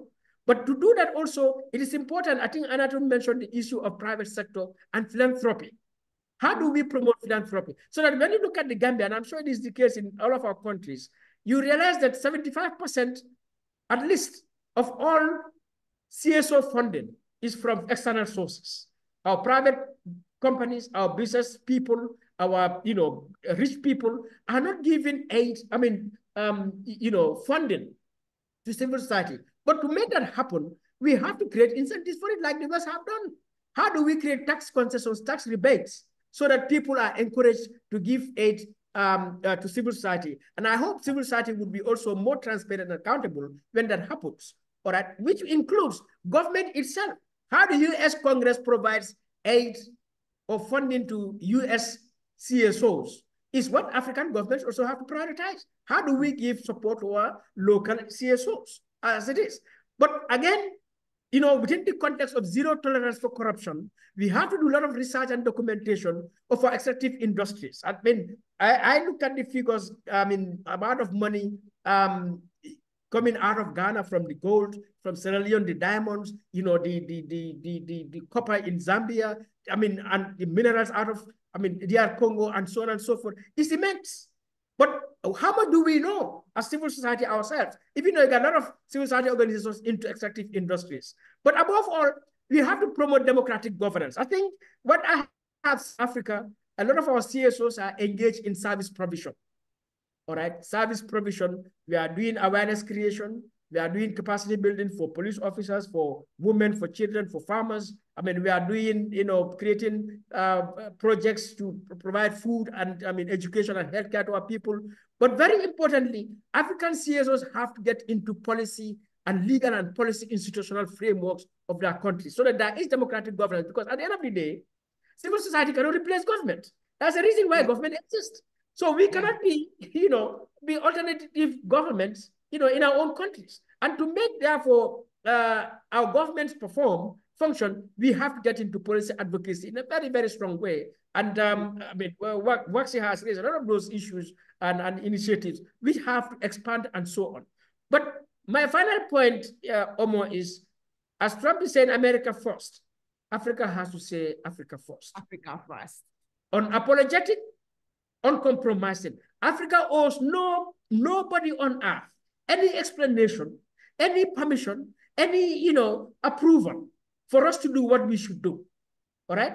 And that is the position. And for that, if African CSOs, let us go back to the history and read so that we understand where we came from. In 1963, Nkrumah presented a 10-point proposal for African leaders to adopt. We would have been different by today. Things would have been different. The Agenda 2063, when you look at it, it is nothing more than what Nkrumah said. And every other declaration or, you know, agenda that has come out of the AU, OAU, and AU is entirely within the framework that Nkrumah had said. And, you know, particularly the Lagos Plan of Action 1980 and the Abuja Treaty, the OAU Abuja Treaty 1991. These are development governance blueprints that if the AU had adopted them, by today, Africa would have been a different story, which means Africa has to detach. I think it is high time Africa detaches. I mean, a lot of our scholars have said this a long time ago. Samir Amin in Tunisia, Frans Fanon has said it, Ahmed Babu from, you know, I mean, Tanzania, all right? Not to mention many, many, many others. We have to detach. Detachment is not isolation. It's not alienation. But as long as we remain in the United Nations, as long as we remain in La Francophonie, in the Commonwealth, in the BRICS, and all these, you know, regional organizations, they distract Africa and weaken Africa. Africa has to focus on itself and build itself, and then we partner and collaborate with everyone. So for me, I mean, I can go on and on, but this is what I think we pursue, you know, as civil society in Africa. So Pan-Africanism should be an agenda for African CSOs if we are really serious and we mean to change Africa, and that means the world. We should pursue Pan-Africanism. Thank you. Thank you so much, Madi. Thank you. I mean, I would have really had to check back on you after the webinar if you hadn't mentioned Kwame Nkrumah. I would be like, no, Madi, what happened? And I think Africa first, indeed. I think the US is unapologetic about putting America first. And it's amazing how millions of Americans have bought into that agenda. And I think at some point, I think this is the time that we also should be talking about Africa first. So I completely agree with you on that. United Africa collaborations between and among local organizations and actors are pushing for democratic governance and also fighting hard against illicit financial flow and corruption. These are points that you have raised. And I think some of the documents and agenda that you refer to, if colleagues can get them and share them with colleagues on the call now, I think it's important that we always remind ourselves of some of this, the ideas that the foremost African leaders, the Nyerere, the Kwame Nkrumah, Selassie, you know, all the things they were saying, because they could actually see farther than we are probably saying now. I think we need to look at all those documents and see what we can borrow within it. We're about rounding up. Before I call Anatu, I want to see if I see any hands up. Someone, any colleagues that would just like to make comment for a minute, very fast, because I know people are experiencing this new developments differently, and I would just want to give the floor to one or two people before I then bring in my sister Anatu. Musa Drame, you have the floor just for 1 minute. Go straight to the point. 1 minute. What would you have? What do you have to say to this conversation and this USAID aid cards? How has it affected you? I mean, you have the floor. Musa, are you there? Musa, you can please unmute yourself and take the floor now.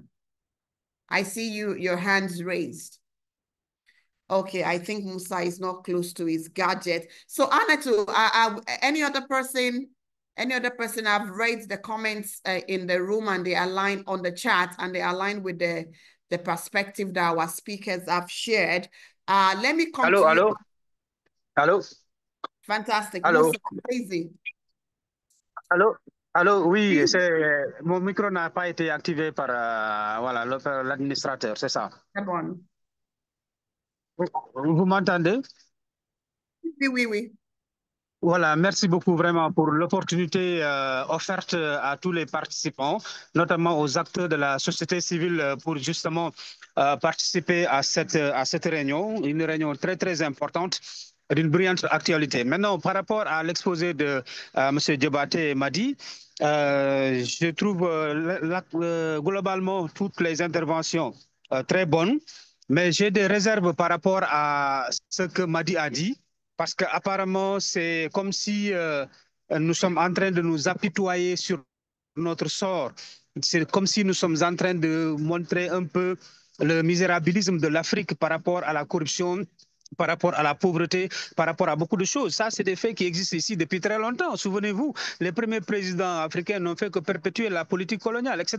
La corruption, c'est vrai, c'est en Afrique ici, mais également dans d'autres pays. Aux États-Unis, il y a la corruption. En Europe également, il y a la corruption. Maintenant, il faut également reconnaître dans le même temps qu'il y a un dynamisme, une nouvelle ère qui souffle dans l'Afrique. Il faut le reconnaître. Quelqu'un a parlé du départ des Français, etc. Pendant ce temps aussi, il y a une nouvelle génération qui accède au pouvoir, comme ici au Sénégal, parce que moi, je vous appelle du Sénégal, notamment du sud du Sénégal, où ici, par exemple, au Sénégal, nous assistons à un éveil des consciences par rapport à une nouvelle forme de gouvernance basée sur la reddition des comptes. Et je pense que fondamentalement, c'est important. Et la question que je voudrais poser, moi, et par rapport à ce qui a été affiché comme ordre du jour, c'est de voir par rapport au gel américain, quelle forme de résilience apporter justement aux organisations de la société civile. N'oubliez pas que justement, les organisations de la société civile sont les sentinelles qui assurent la veille sentinelle justement de la bonne démocratie, de la bonne gouvernance et également de l'équilibre des pouvoirs.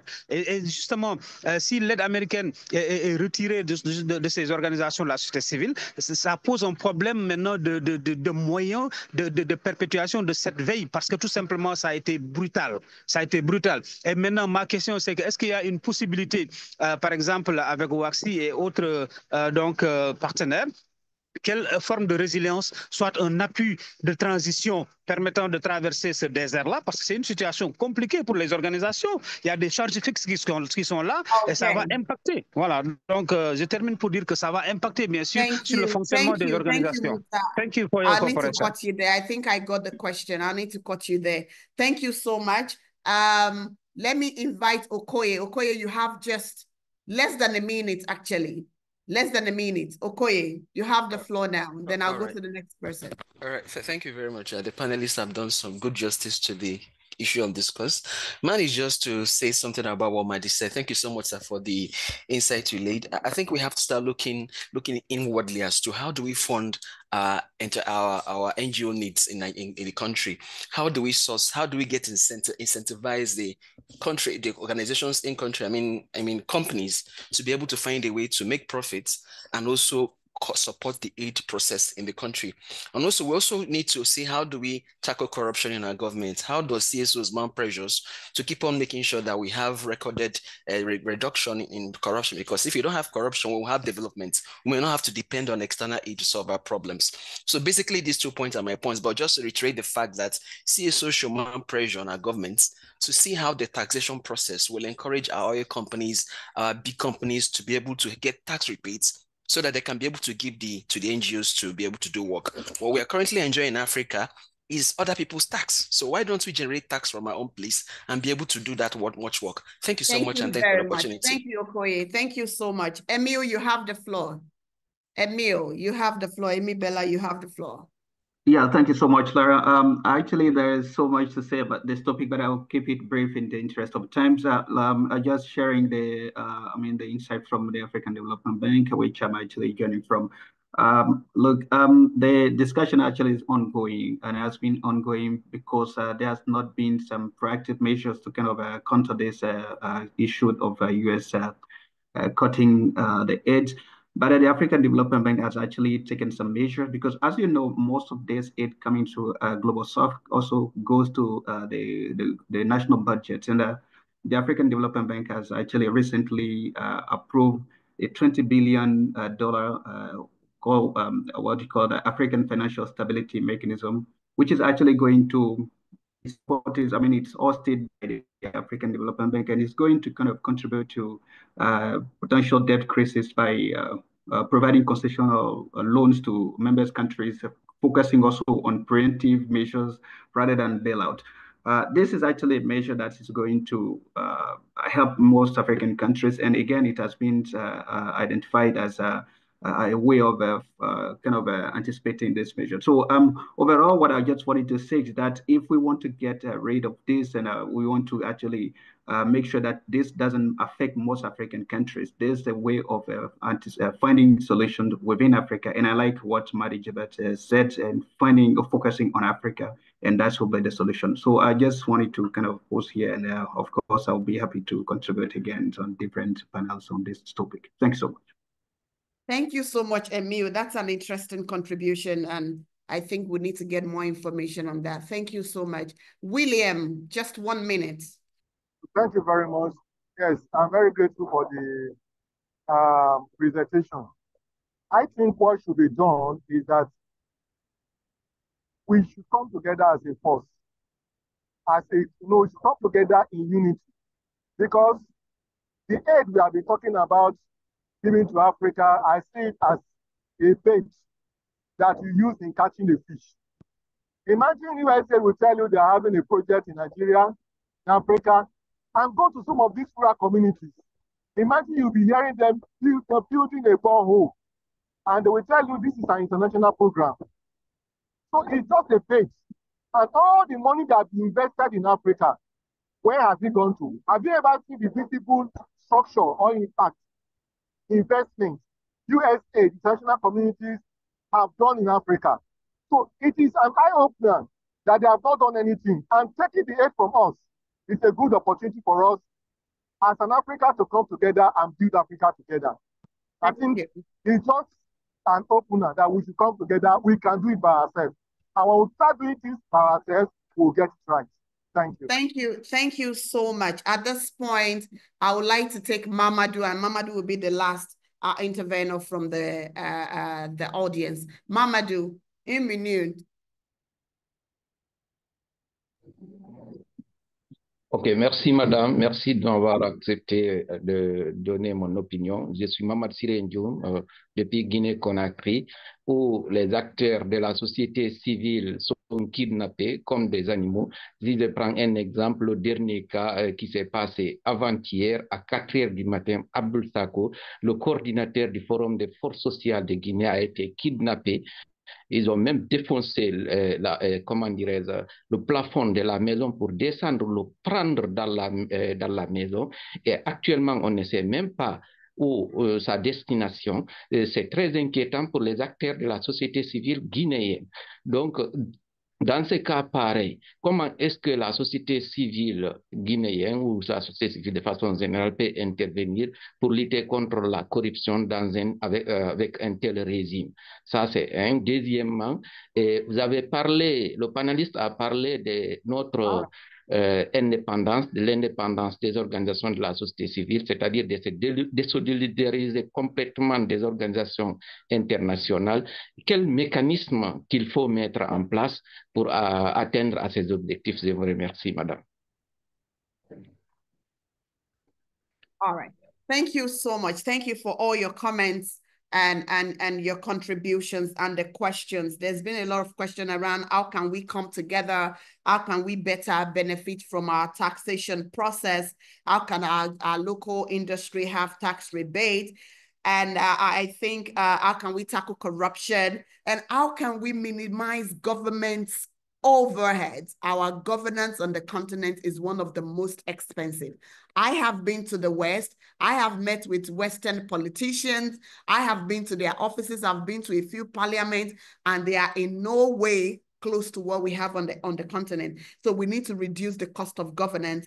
And Emi was also sharing with us the $20 billion facility that the African Development Bank has just released for governments to benefit from to respond to the debt crisis. And William was also asking similar question around how we can work together. Anna, too, you're going to be the last speaker before I ask the other speakers to just make their final 1 minute conclusion.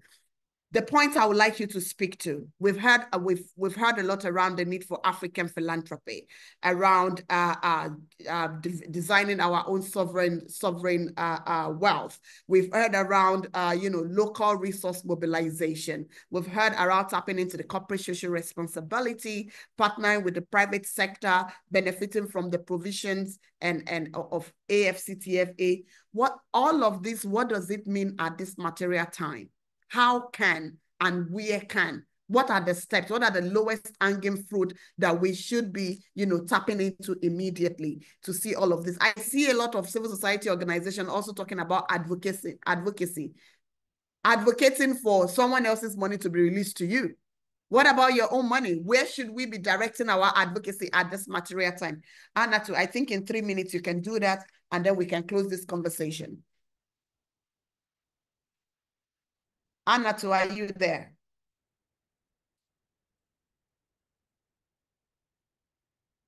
Anatu, if you're speaking, you're muted. Hello?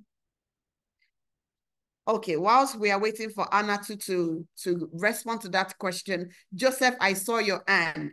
Can we have you for 1 minute? You've had some interesting contribution. Yes. Thank you, and thanks to our various speakers. I think they've done justice to the topic. But I want to suggest to you guys to think about another forum in which we can discuss how do we position ourselves so that when they return, we can insist that we sit on the table to renegotiate how it is done in Africa. I can say to you, I've been around for about 20 years in this sector, especially working in post-conflict countries.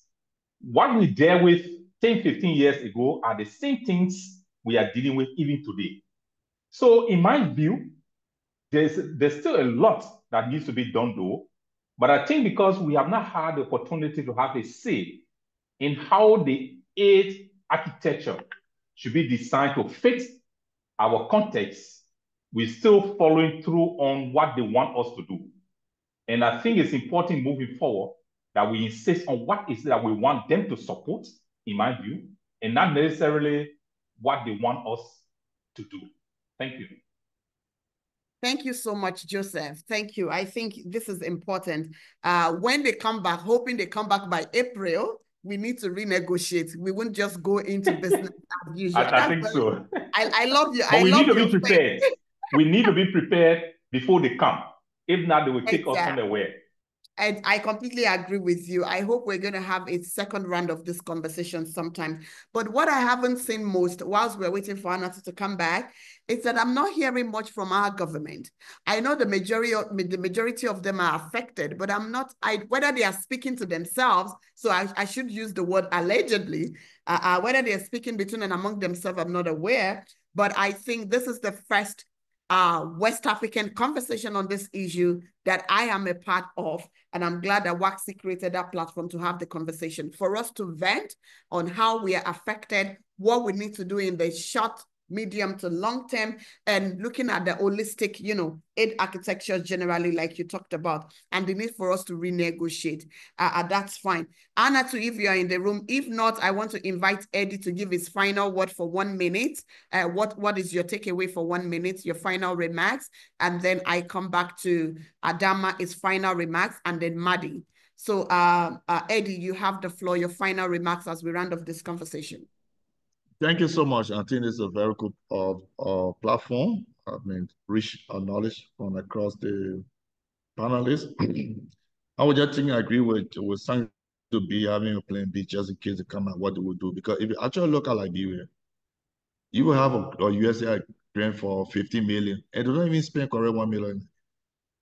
And they will get institution like 50,000, and you gotta do all the work, and they'll bring consultant in for 1 week and pay them like 50,000 just for that. And when you talk, they say no, that's why the project look like. So I think it's an opportunity to start to talk and try to document some of the new strategy that we can use from across the board. I also think at this particular time, the government need to relax taxes on civil society. Like in Liberia, the taxes are so high on salary. You pay almost like 30% of your salary to taxes of government. And now we need to work on see how we can get some of the taxes up. And I think we need to document this conversation and share with our partners who are willing to help civil society. I know there's an opportunity, the European Union trying to come in. They said to us, we cannot do everything. But they're interested in supporting civil society of democratic development, human rights in different areas that we need to take advantage of. And I heard about the African Development Bank. They are paying around. But I want to close to say that Liberia is not a poor country. It's just poorly managed. If we try to get better leaders who serve in parliament, who good president, who want to use the resources there, we don't need money for anywhere. We can use the resources in our country, respect the country, and get Africa better for everybody. I think it's time for ECOWAS and other people to take the stand to make ECOWAS more of an institution that bring back dividend. Every time you go to even observe election, the money is coming from Germany or the EU. We need to generate money in Africa, in West Africa, where ECOWAS can use that money to enhance program that will bring back dividend and help to make the region better. But thank you so much for the opportunity. I think it was a very fantastic program. Thank you so much, Madi. Thank you.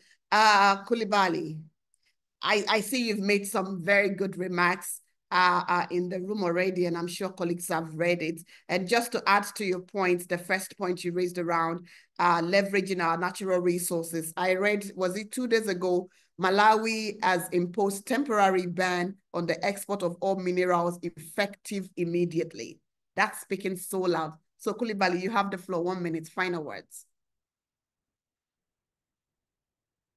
You're muted.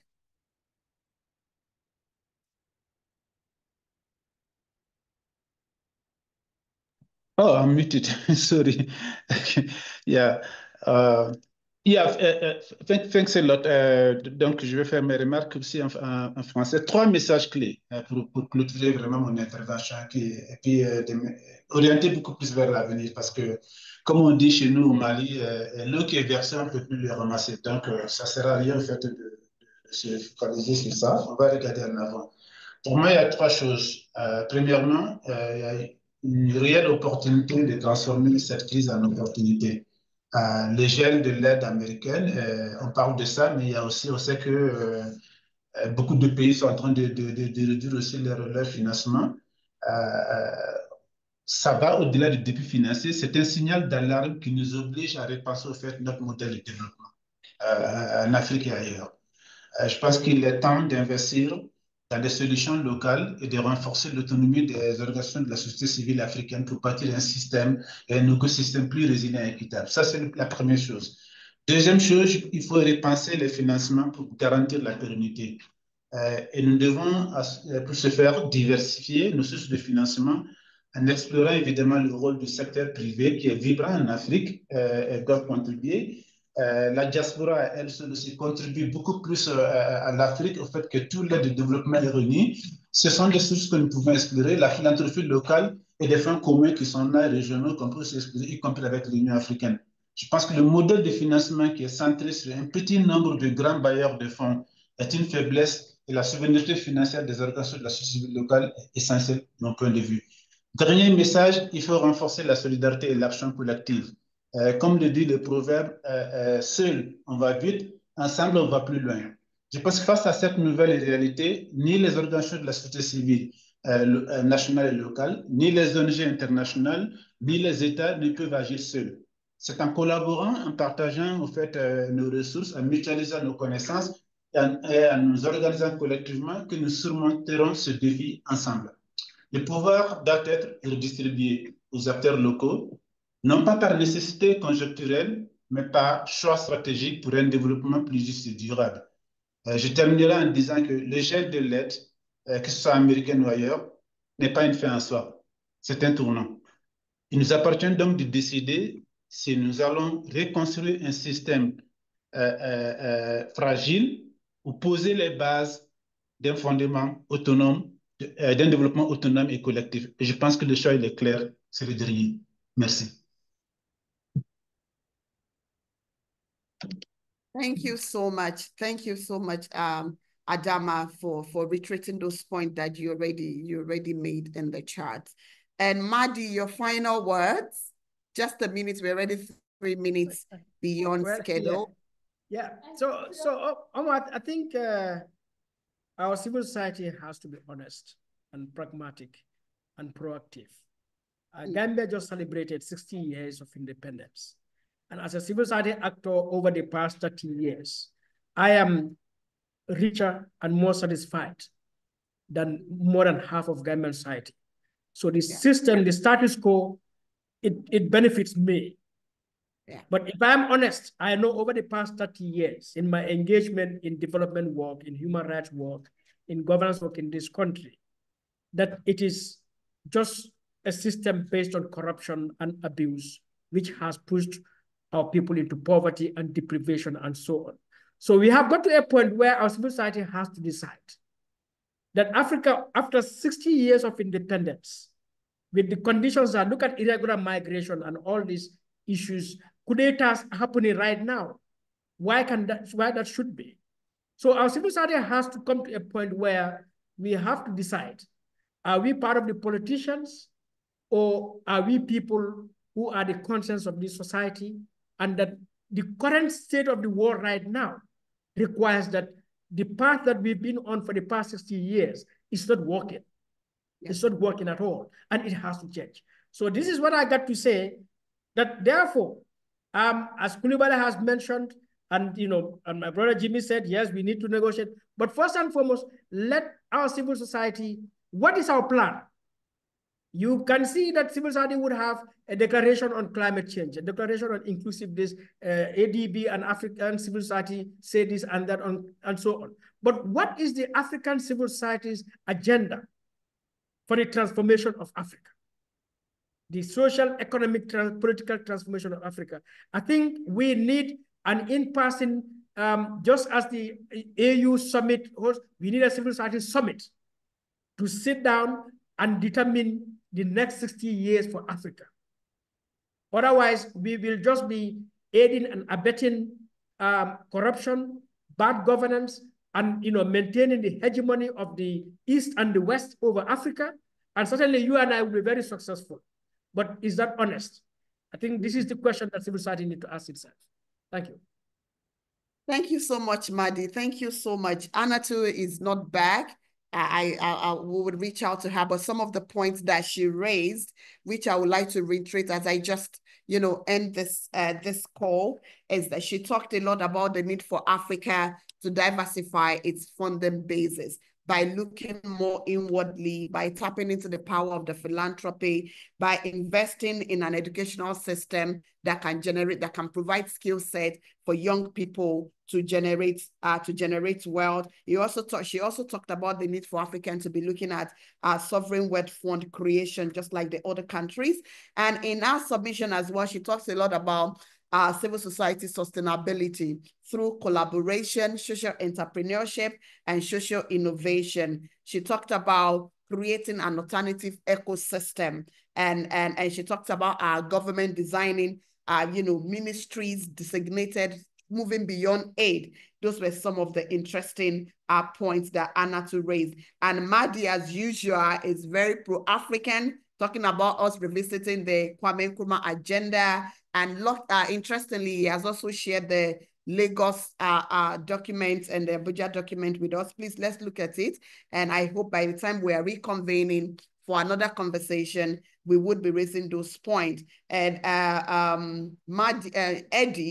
Eddie also shared with us some of the alternatives that they are considering in NAMOT, which I believe many NGOs here, local, international, and community-based NGO can see how much of it can be adapted to their context as an immediate response to this current aid freeze. And most importantly, I think from me, is for us to see how we can further create an enabling environment for us to advance the work that we do, enabling environment for local philanthropy to thrive, enabling environment for civil society to diversify their funding, and of course, also raising questions on advocacy, demanding for a reduction in government overhead, demanding and advocating for anti-corruption principles, and also demanding for inclusive and participatory governance. So I think we're going to leave the conversation here for now.